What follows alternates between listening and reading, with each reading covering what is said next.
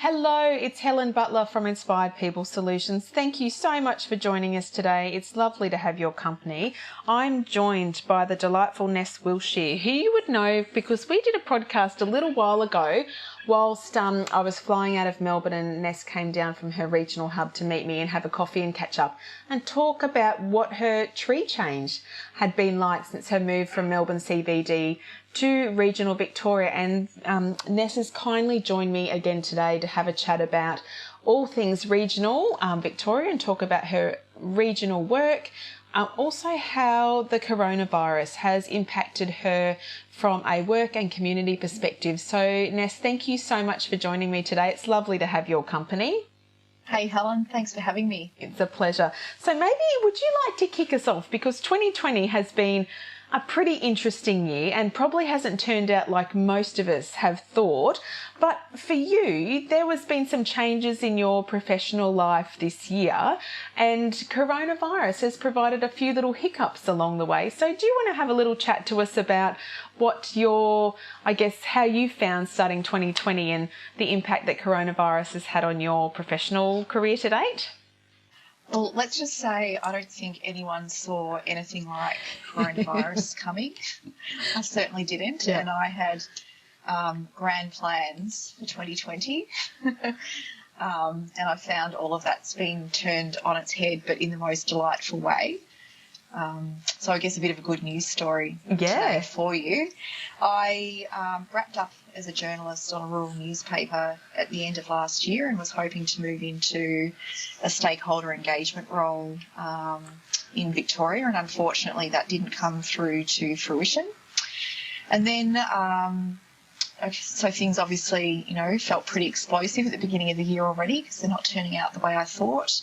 And fairly soon after that, we had a death in the family on my husband's side. So that was sort of another sort of massively unexpected turn. Yeah. And during all of that, I was interviewing for a role, which I did secure. And when I started that position, I had mildly heard of this virus called corona. And very quickly, within 1 to 2 weeks of starting that new role, we were told to bring in our own cutlery. We had to start this very weird thing called social distancing. And then very quickly we were told that we had to work from home, all within a couple of weeks of starting a new job. And then we were told that it was unlikely that the project I was recruited to do would be, or it may not be able to continue in this kind of environment. But happily, I have been seconded into a new project, and I honestly couldn't have written a job description better for myself. Awesome. Yeah. So I guess I'm one of the lucky ones. I'm acutely aware of the situation in Australia and around the world. Yeah, I think everyone's focusing on. Sorry, you're focusing on.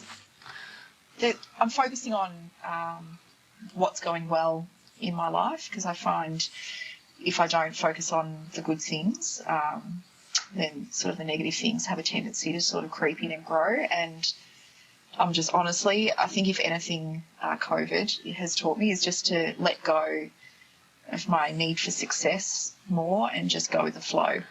That's really interesting perspective, because I think when we're talking about before we decided to hit record that my day is very different now because we've had the kids at home. This is week 4, and so there was 3 weeks of homeschooling and now there's holidaying. But when I say homeschooling, I'm very loosely, we'd be do an hour of stuff a day where we sit around and, life is about learning for them. But it is amazing. My kids are 8 and 6. One of them said to me, I don't know how to wash up. I'm like, oh, wow. So they wash up, they vacuum, they've got jobs coming out their little ear holes, because before this, I was just like, you're going to take too long. I'll just do it. And I didn't have the time to sit and teach them. And now I've decided that, you know what? Now is the time to do this and to teach them some life skills and just to be present in them. I have not coloured in more this past 4 weeks than I have my whole life. But I love that so much. you know what, it actually has taught me just to stop and just go, be here, do this, because you haven't done this for years. So, you know, when you talk about focusing on what's going on right here, right now, and the positives, it's absolutely those little things, I think, like the walking the dogs, or when you're taking the washing off the line and you see a butterfly and you just take a moment to enjoy that. You just go, oh, and you have little gratitude bursts, I think. So I think it's as simple as just enjoying and being appreciative and grateful of, wow, look where we live, or look at this, we've worked so hard for this, and you have those little cupful moments for yourself, I think is critical during this time as well. And, you know, going back to your 2020 start, that throws you for six. Not only, you know, job situations, but family members passing away, and then the ground shifting beneath you all the time. You have to readjust a lot of expectations. But, you know, for you to have soldiered on through that and now be in a role that is just ticking all your boxes, sometimes... I know, I can't believe how lucky I am. Well, yeah, sometimes the universe takes after its favourites and the people that are doing stuff right, I'm a bit of a believer in. And I think you've got a little bit of a shining star thing, like you soldier on through heaps of adversity and still maintain a real belief that things will work out for the best for you. And I think sometimes that's hard to grapple with, but you, I think, do that incredibly well, which is amazing.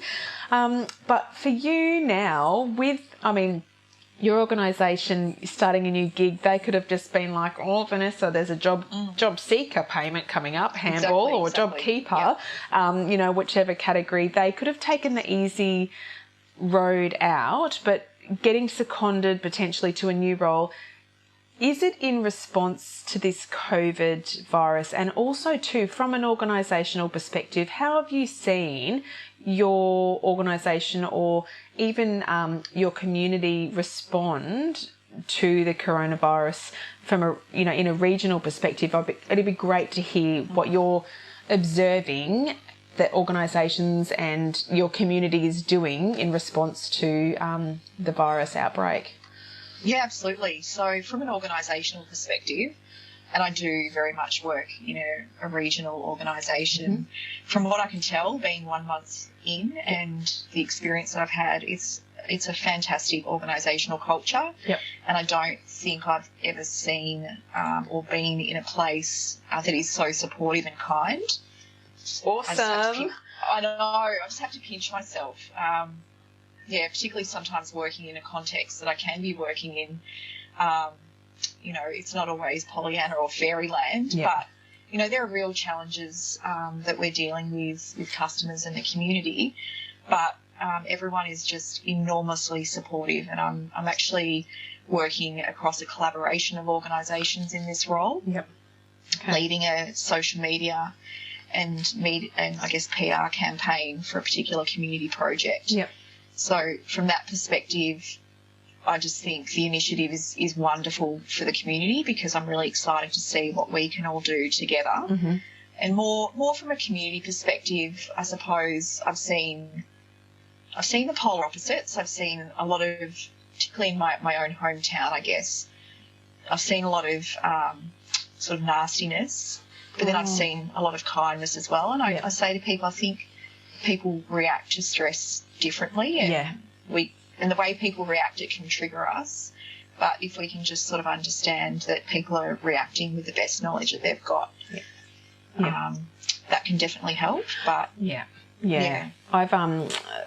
I'm a true believer, because we all have different information or access to different information, and the comms potentially have been unclear, and different authorities are coming out with different messages. So depending upon when that's received by people, I just think sometimes this is a critical time, if any, in our community to show empathy and care. I mean, we've had bushfires, droughts, and now we've got this. And you looked at how beautiful Australians were when the bushfire crisis hit, and we could not have been more giving.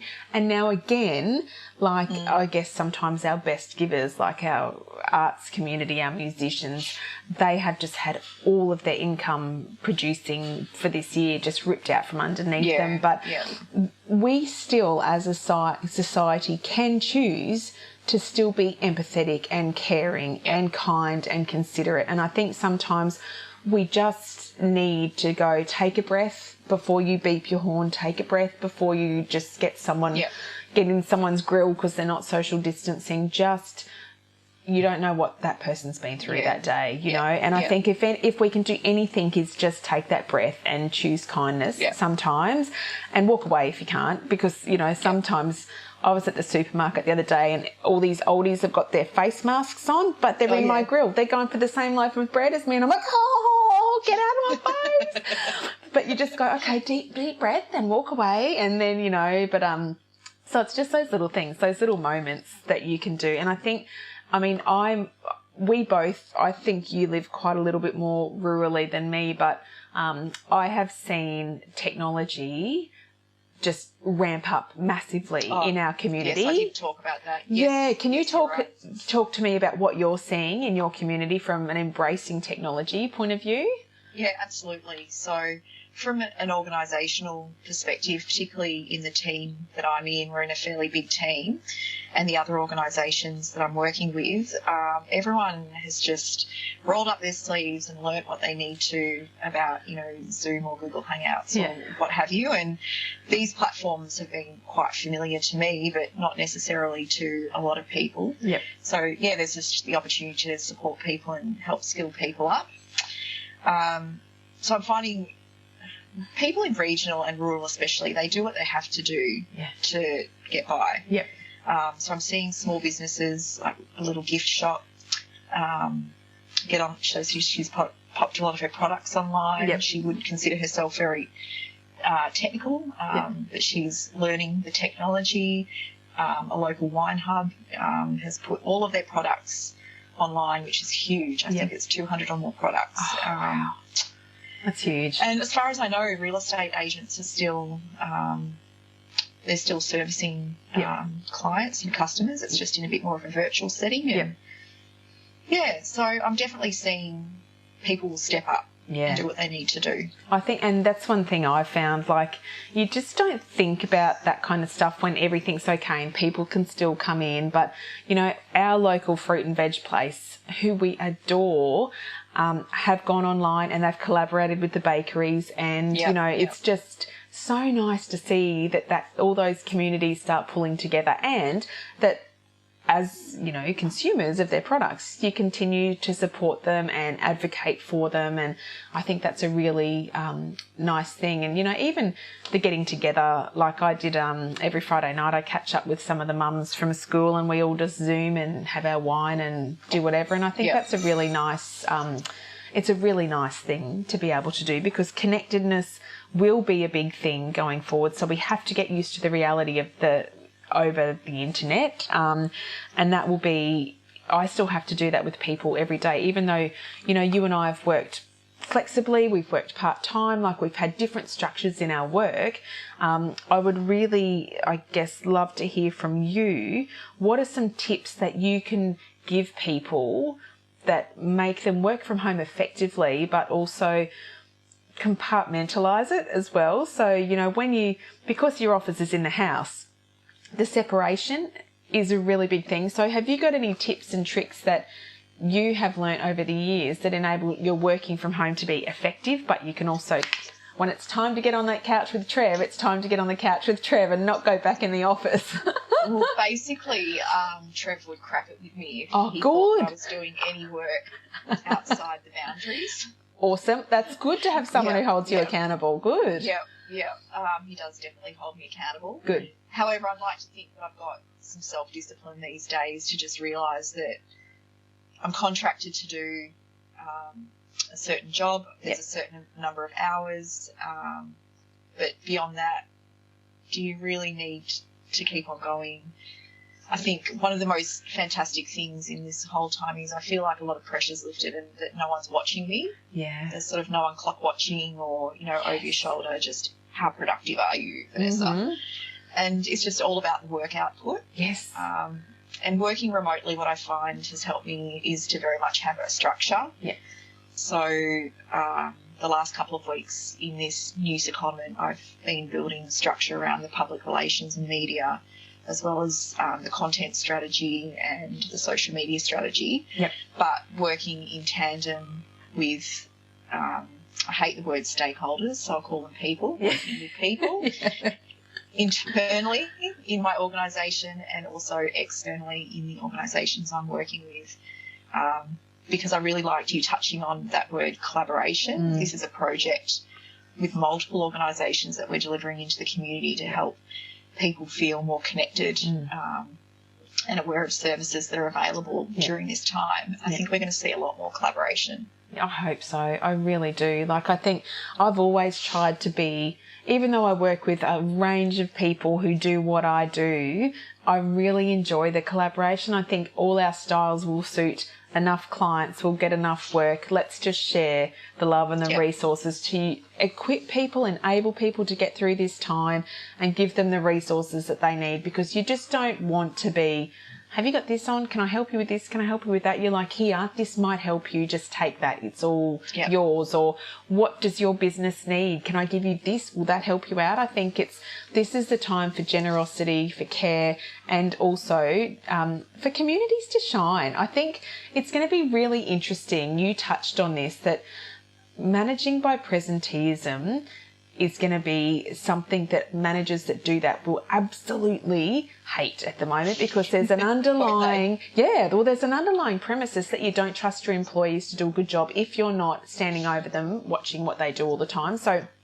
the mindset that brings to change, to manage by output, just to make sure your employees are still doing what they're doing, is going to be a fascinating thing. And I think this is a brilliant thing. I've been harping on about it for a very long time now, but I think this is a good thing for managers, because it will give them more freedom to allow their employees to be more capable, more creative. It'll allow more collaboration within a team, and the results might be amazing if you just let people be free to work how they work. And and now we've got other issues like, kids having to be home for a term. Can't sit at your computer for 8 hours a day if you've got the little kiddlywinks running around, So then that brings up, you do have to collaborate with your other team members. So if everyone adopts the attitude that you do about consultation, collaboration, engagement with your people, you will find that people are better at some things than you, and then you can lean on them or you can ask their ideas. And I think it just brings about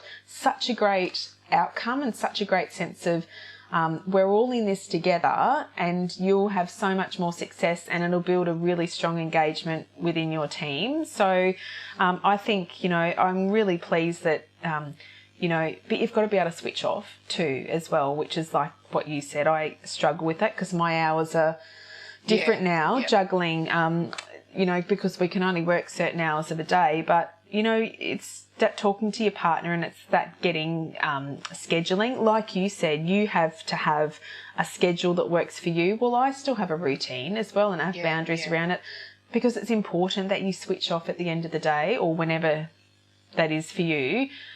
And that's it. Turn your brain off work. And blokes can compartmentalise super well. Can't they? Yep, and I think that's something that I've really, really had to learn, that once I've decided that, no, I'm going to sit here and watch a movie with the kids, that's what I'm doing and that's what I'm focused on. I'm not going to think about other stuff, because then you don't enjoy it. So I think that's a really big thing to compartmentalise as well. And when work's done, and your team will know about it because you'll have logged off, which is even better.